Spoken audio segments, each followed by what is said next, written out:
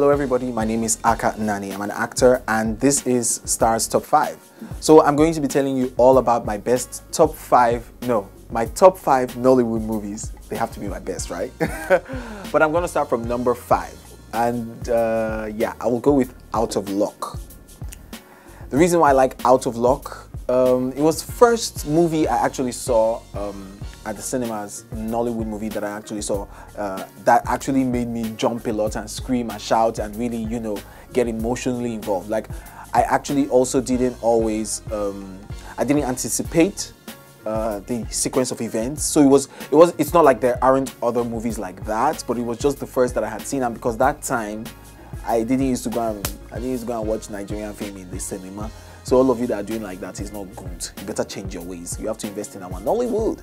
My best scene, hilarious scene, had a couple of moments, but the one I remember was when Adesua Etomi was calling her husband or the gate man, and his name was Emmanuel. And then she was like, Emmanuel! Emmanuel! And everybody had a, you know, fit of laughter at the cinema. I don't know whether it was funny. So every time I see Adesua, I'm always kind of like, Emmanuel! Number 4 should be Oju Kokoro. What I have to say about Oju Kokoro is beyond words. It pained me that I wasn't part of the cast, that I wasn't chosen to be part of. In fact, I was, but I was unavailable.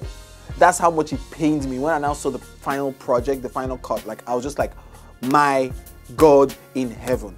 Just because I wanted to be part of a great script, great storytelling. What gets me about this movie is the storytelling, and I'm talking about the two perspectives of storytelling. Now, from the writer's point of view, like, the writing was everything, was amazing, was bomb.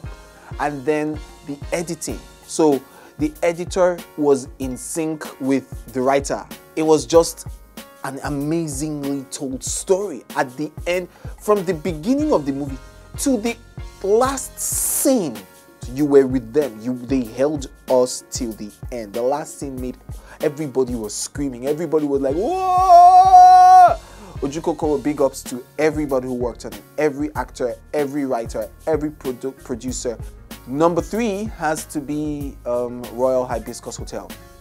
I didn't do much, to be honest.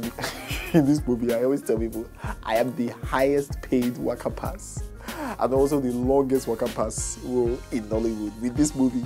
But it's an amazing movie because it's romantic, and then it's comedic.